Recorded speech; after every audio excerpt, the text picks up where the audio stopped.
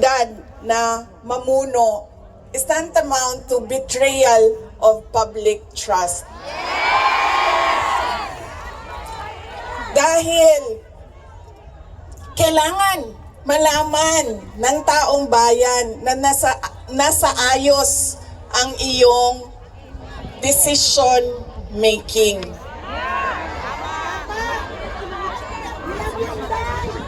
Kaya hindi lang naman natin pwede sabihin, Marcos resign. Bakit ba kailangan resign? Dahil hindi mo pinapakita sa taong bayan na maayos kang mag-isip at kaya mo ang mamuno.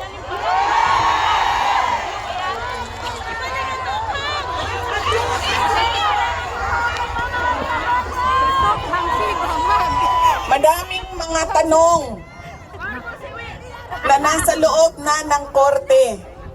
Ang PhilHealth, ang pagkuha ng pondo ng PhilHealth para bang naging pyramiding ang ginawa nila sa budget ba? Kumuha sila ng kulang ang pera dito, kumuha sila sa ibang source para isalpak dito, and hahanapin na naman sa ibang source yung nagiging juggling at parang pyramiding na ang nangyari sa budget. At kung nakikita ninyo at naiintindihan ninyo ang budget, karamihan doon pamigay lang ng mga politiko na tinatawag nating ayuda.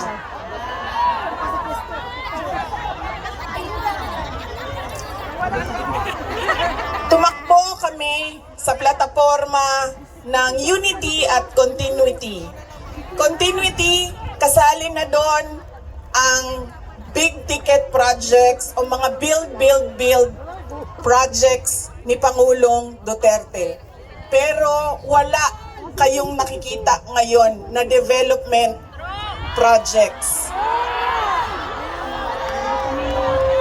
Dahil lahat yon ay nakatago sa mga proyekto na pamigay o nandoon lang sa bulsa ng kontraktor at ng politiko na gumawa kuno ng project.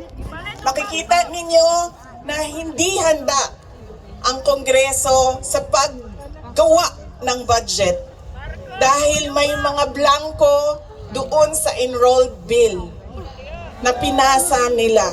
Ibig sabihin, walang nag-isip at hindi pinag-isipan paano ba natin gamitin ang pera ng gobyerno na makita natin na merong kapayapaan at kalambuan,